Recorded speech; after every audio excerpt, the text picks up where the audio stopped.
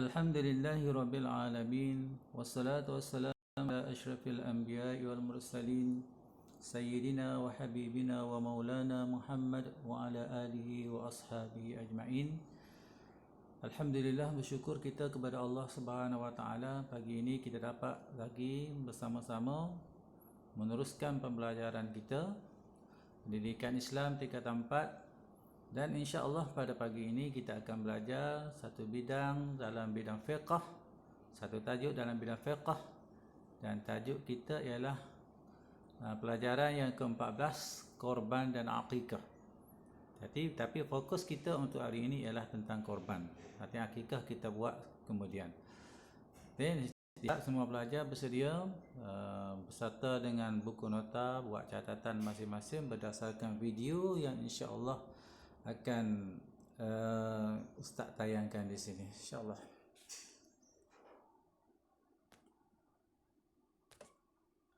Okey, kita teruskan unit yang pertama. Kita ada dua tajuk dalam tajuk ini. Yang pertama korban, yang kedua akikah. Yang pertama kita akan berbicara tentang korban. Dan Ustaz percaya bahawasanya semua pelajar telah maklum, biasa melihat orang melakukan ibadah korban pada hari raya haji. Jadi pengetahuan itu penting untuk kita lebih faham tentang korban. Okey. Sebelum ini kita belajar tentang sembelihan. Korban dengan sembelihan ini melibatkan penyembelihan binatang. Okey, benda tu diletak dekat-dekat kerana bendanya seakan-akan sama. Cuma korban ini dia jadi pahalanya lebih.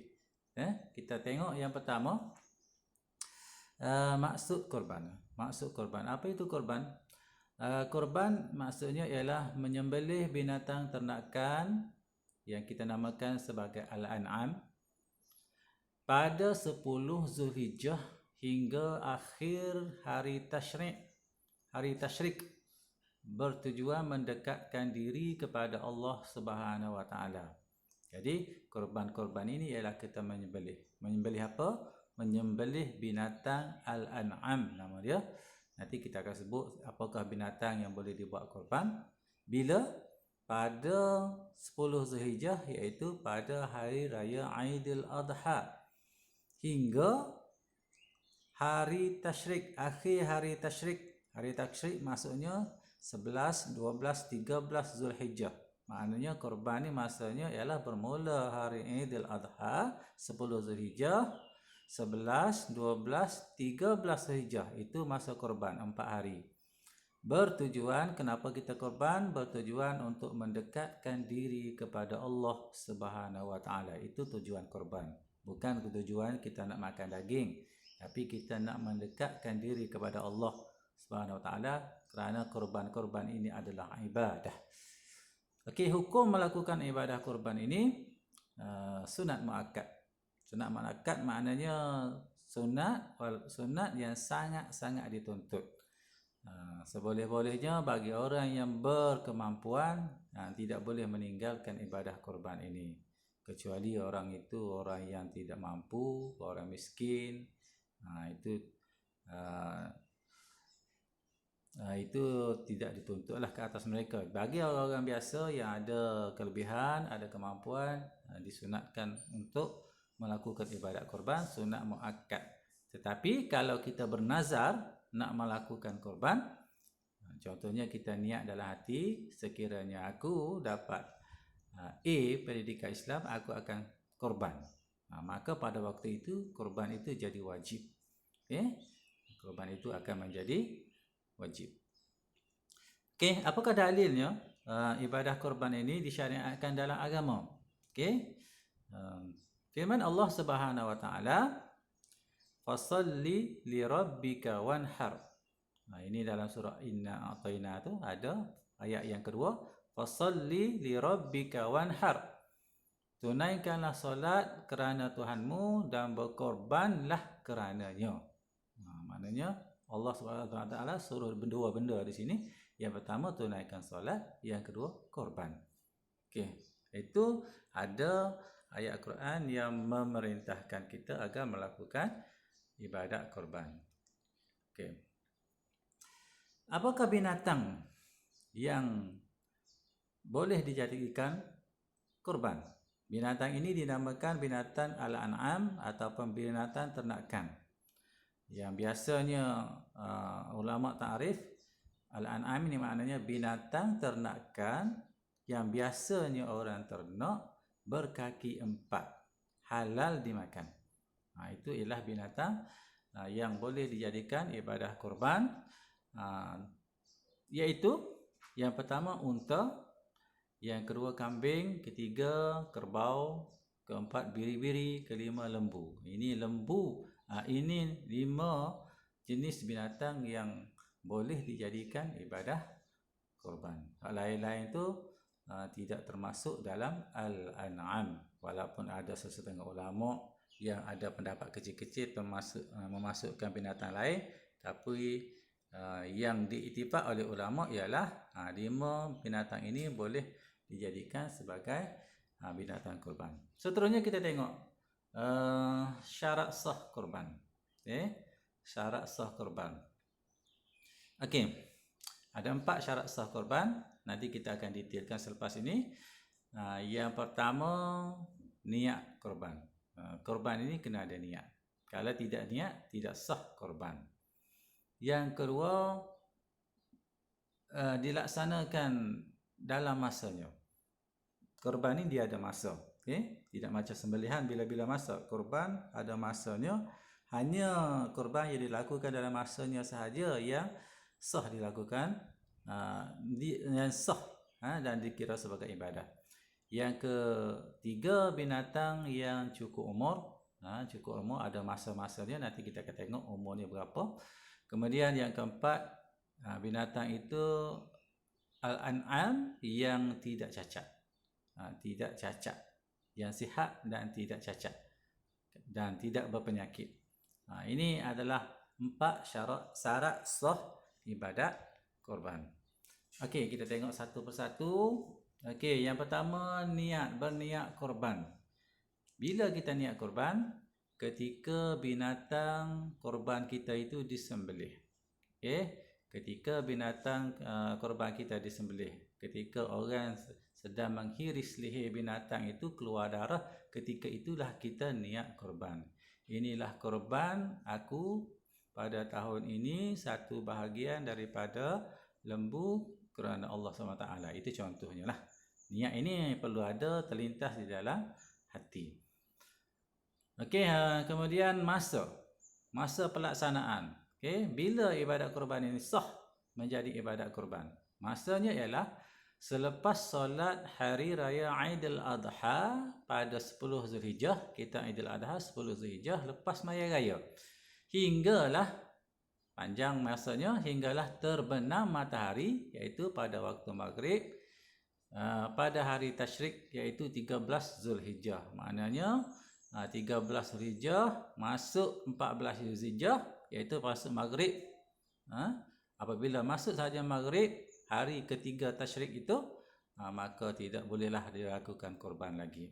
Jadi kesimpulannya, lepas sembahyang raya 10 Zulhijjah, kemudian 11 Zulhijjah, 12 Zulhijjah, 13 Zulhijjah. Itu masa-masa korban, dan 13 Zulhijjah ini akan berakhir apabila masuk waktu maghrib. Apabila masuk waktu maghrib, maka tidak sahlah kita melakukan sembelihan korban. Yang seterusnya cukup umur. Cukup umur bagi binatang-binatang korban itu. Okey, unta berapa tahun? Unta 5 tahun dan ke atas. Lembu atau kerbau 2 tahun dan ke atas. Kambing 2 tahun dan ke atas. Biri-biri 1 tahun atau sudah bersalin gigi hadapan setelah berumur 6 bulan.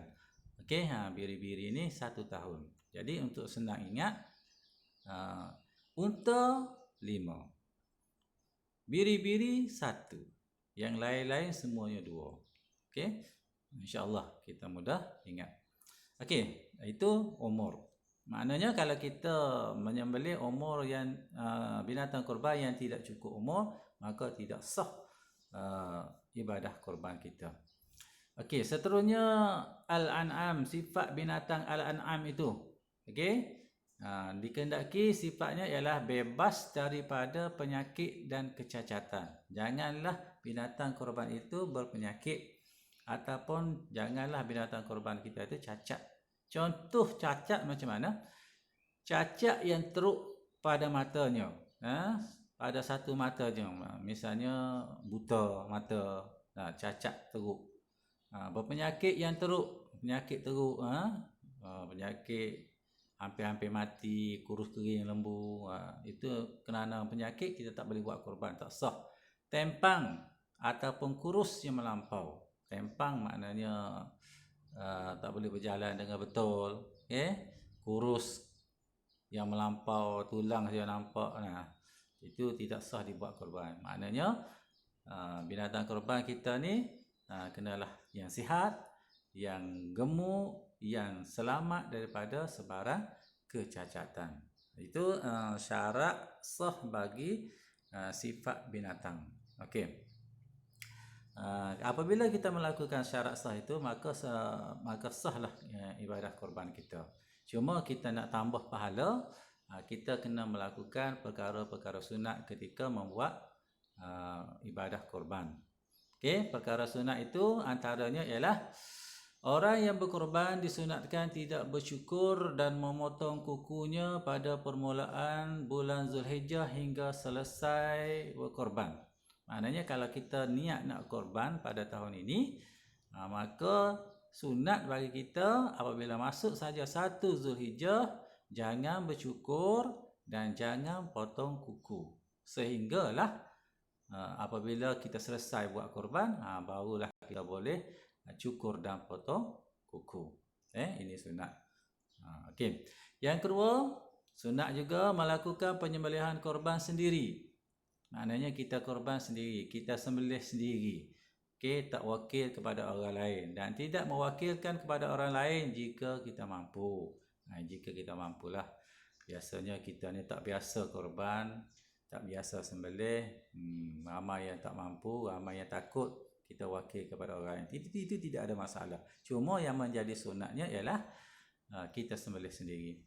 Yang ketiga, melaksanakan segala sunat sembelihan. Jadi kita belajar sebelum ini sunat-sunat sembelihan. Ketika kita menyembelih ibadat binatang korban juga, kita diminta agar laksanakan semua sunat-sunat sembelihan yang kita belajar sebelum ini. Seperti kita menghadapkan binatang yang kita nak sembelih itu ke arah kiblat. Okey. Dan kita menggunakan alat sembelihan yang tajam yang kita belajar baru ni. Itu sunat-sunat sembelihan menjadi juga sunat, juga jadi sunat untuk korban, boleh pahala. Yang keempat, membaca bismillah wallahu akbar. Okey, membaca bismillah, membaca takbir. Biasanya kalau kita pergi ke tempat orang korban, orang baca ni sebelum dia lakukan ibadah korban. Okey, baca dulu bismillahirrahmanirrahim. Kemudian kita takbir Allahu akbar Allahu akbar Allahu akbar, macam takbir raya tu. Okey, kemudian kita baca selawat, berselawat kepada Rasulullah sallallahu alaihi wasallam ketika menyembelih. Allahumma salli ala sayyidina Muhammad wa ala ali sayyidina Muhammad, maka kita sembelihlah. Jadi 3 benda kita baca sebelum kita melakukan ibadat korban, itu menjadi sunat, boleh pahala. Yang seterusnya, kita berdoa ketika hendak menyembelih. Baca doa ketika hendak menyembelih binatang. Kita baca doa dulu. Contoh doanya ialah Allahumma hadza minka wa ilaika fataqabbal minni. Allahumma hadza minka wa ilaika fataqabbal minni. Ya Allah, binatang ini daripadamu dan kepadamu terimalah. Dan kembali kepadamu, maka terimakanlah korbanku ini. Kita minta dengan Allah terima korban itu. Doa itu pun jadi sunat ketika ibadah korban. Okey, seterusnya kita tengok kronologi, maknanya pelaksanaan ibadah korban ini dari segi masanya macam mana. Okey, pada 1 hingga 9 Zulhijjah. 1 hingga 9 Zulhijjah Maka pada waktu ini apa yang perlu dilakukan oleh orang yang nak berkorban? Orang yang nak berkorban makruh bercukur dan memotong kuku seperti mana kita sebut dah tadi. Okey, makruh bercukur dan potong kuku.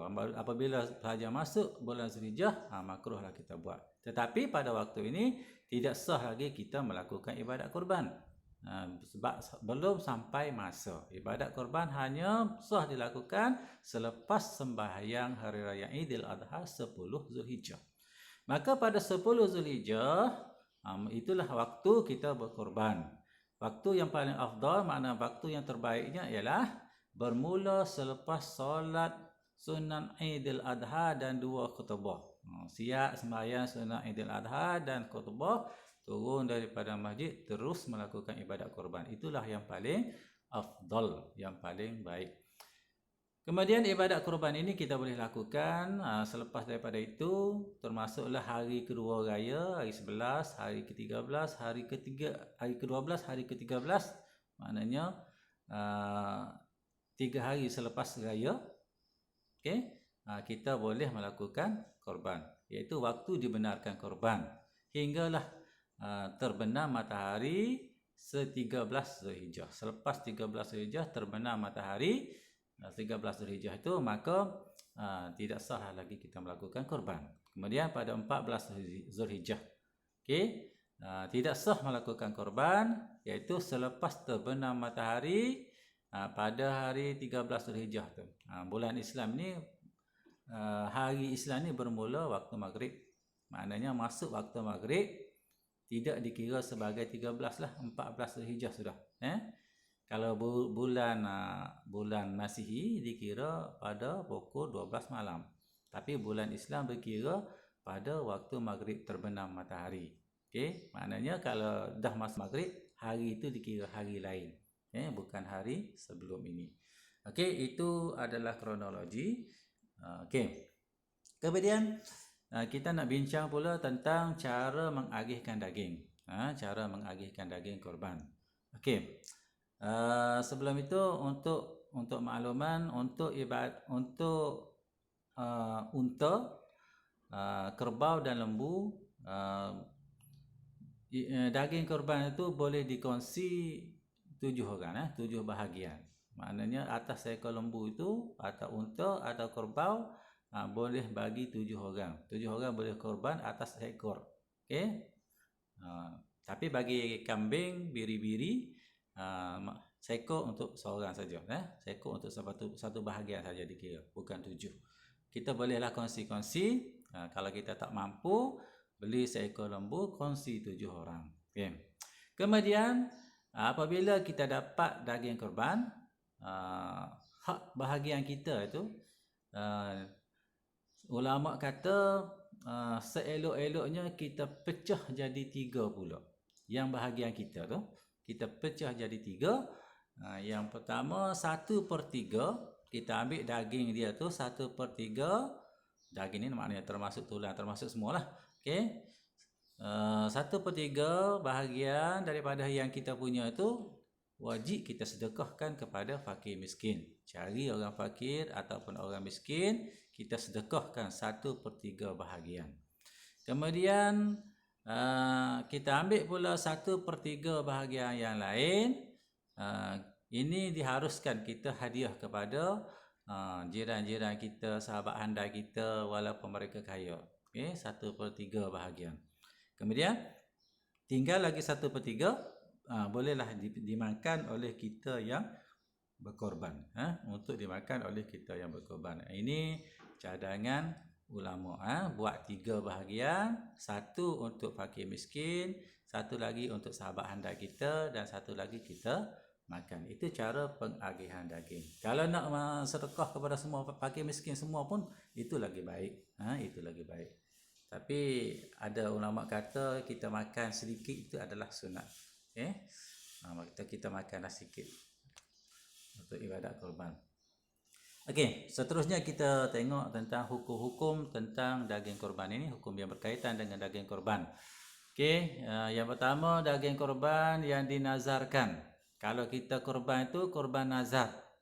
wajib disedekahkan semuanya kepada fakir miskin, tidak boleh dimakan oleh orang yang berkorban dan ahli tanggungannya. Maknanya ahli keluarganya tak boleh makan. Semua daging korban yang ditenazar wajib semuanya diberi kepada fakir miskin. Itu satu kena ingat. Tapi kalau korban yang bukan nazar, korban biasa, kita boleh makan 1/3 daripada daging tersebut. Tapi kalau nazar, wajib semua diberi kepada fakir miskin. Yang kedua, orang yang berkorban haram menjual daging korban. Orang yang berkorban tak boleh jual. Haram maknanya dosa jual daging korban. Termasuklah nak jual kulit, lemak, susu, kaki, kepala dan bulu binatang korban. Semuanya tidak boleh dijual. Okey, tidak boleh dijual. Tetapi kalau orang itu menerima daging korban daripada orang lain, contohnya orang fakir, orang miskin, dia terima daging korban kita, maka dia boleh jual daging itu. Kita yang berkorban yang tak boleh jual. Itu kena faham. Seterusnya yang ketiga, hukum tentang daging korban juga tentang masalah memberi daging korban kepada orang kafir. Orang kafir ni ada dua lah. Yang pertama kafir harbi, yang kedua kafir zimmi. Kafir harbi ni kafir yang memusuhi Islam. Itu memang tidak halal lah, tidak boleh. Kafir zimmi ni maknanya kafir yang tidak memusuhi negara orang-orang Islam. Mereka patuh kepada undang-undang yang kita tetapkan. Mereka hidup dalam negara kita, mereka tak lawan kita. Itu dipanggil sebagai kafir zimmi. Cuma ulama berbeza pandangan tentang memberikan daging korban ini kepada orang kafir zimmi ni. Okey. Cuma kita ni mazhab Syafi'i, seboleh-bolehnya kita ikutlah mazhab Syafi'i. Menurut pendapat masyhur dalam mazhab Syafi'i, tidak boleh kita bagi daging korban kepada orang-orang kafir. Itu pendapat yang masyhur daripada mazhab Syafi'i. Tetapi mazhab lain antaranya ialah Hanafi. Mazhab Hanafi membolehkan kita bagi daging korban kepada orang kafir zimmi. Maliki pula mengatakan memberi daging korban kepada kafir zimmi adalah makruh. Hambali pula mengharuskan memberi daging korban kepada kafir zimmi kalau korban kita buat tu korban sunat. Kalau korban haram seperti nazar, korban wajib ni, seperti nazar haram kita sedekahkan, kita beri kepada orang kafir. Maknanya kalau kita bernazar mengikut Hambali, haram memberi daging korban nazar kita itu kepada orang kafir yang miskin, yang kaya pun samalah. Okey, cuma kita ni mazhab Syafi'i, kita ikutlah seboleh-bolehnya mazhab Syafi'i, elakkan kita beri daging korban kepada orang-orang kafir, insya-Allah. Okey, yang terakhir sekali, okey, hikmah korban. Okey, yang pertama mengagungkan syiar Islam yang merupakan tanda takwa bagi mendekatkan diri kepada Allah Subhanahu Wa Taala. Jadi korban-korban ini ialah syiar Islam. Okey. Dan apabila kita korban, maknanya orang yang berkorban itu kita nampak dia ni orang bertakwa, rela berkorban duit dia, okey, menyedekahkan daging kepada fakir miskin. Okey. Dan tujuan korban ialah nak mendekatkan diri kepada Allah Subhanahu Wa Taala. Okey, yang kedua menghayati semangat pengorbanan agung yang telah dilakukan oleh Nabi Ibrahim alaihissalam supaya semangat tersebut menaikkan semangat jihad. Ini korbannya asalnya kita ikut apa yang dilakukan oleh Nabi Ibrahim. Okey. Ustaz Arab semua boleh ingat cerita bagaimana Nabi Ibrahim diuji oleh Allah Subhanahu Wa Taala. Okey, mula-mula tidak ada anak, sampai tua baru ada anak, namanya Nabi Ismail alaihissalam. Kemudian Allah Subhanahu Wa Taala nak uji Nabi Ibrahim ini. Satu malam Nabi Ibrahim bermimpi menyembelih anaknya Nabi Ismail. Okey.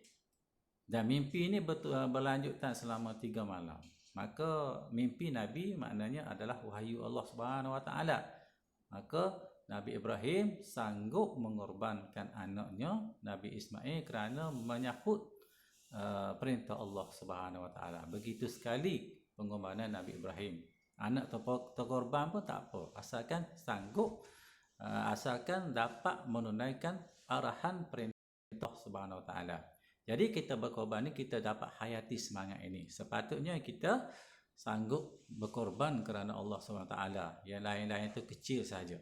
Okey, ikutlah macam Nabi Ibrahim, anak sendiri pun boleh kalau Allah Subhanahu Wa Taala suruh sembelih, dia akan sembelih. Okey, dia akan korbankan. Okey, itu dua. Yang ketiga, mengeratkan persaudaraan antara umat Islam kerana sama-sama terlibat menguruskan daging korban. Okey, insya-Allah kalau kita sama-sama berkorban, persaudaraan kita akan erat. Kita terlibat menguruskan daging korban, sembelih korban, kemudian menyiapkan daging korban, kemudian mengagihkan daging korban kepada fakir miskin, kepada sahabat handai, maka di situ kita tengok eratlah persaudaraan. Dan yang keempat, korban ini adalah sebagai tanda bersyukur kepada Allah Subhanahu Wa Taala atas segala nikmat rezeki yang dikurniakan oleh Allah Subhanahu Wa Taala, supaya rezeki kita ini sentiasa diberkati, sentiasa berkat. Okey, kita syukur kita dapat rezeki yang banyak, maka apa salahnya kita carilah satu tahun itu binatang korban, kita sembelih, gunakan belanja kita, gunakan tenaga kita, kemudian kita agihkan sedekah kepada orang lain. Itulah sebagai tanda kita syukur. Kita beri itu adalah tanda kita syukur. Jadi Ustaz harap semua pelajar dapat memahami tajuk ini, dan kalau ada apa-apa persoalan yang tak faham, tak jelas apa yang dijantakan oleh Ustaz, boleh WhatsApp ke Ustaz. InsyaAllah kita akan jawab kalau Ustaz tahu. Kalau tak Ustaz tahu, kita akan tanya orang lain, insya-Allah. Okey, setakat itu jangan lupa salin nota ini elok-elok dalam buku nota dalam bidang fiqh. Aqulu qawli hadza wa astaghfirullahal azim li wa lakum. Wassalamualaikum warahmatullahi wabarakatuh.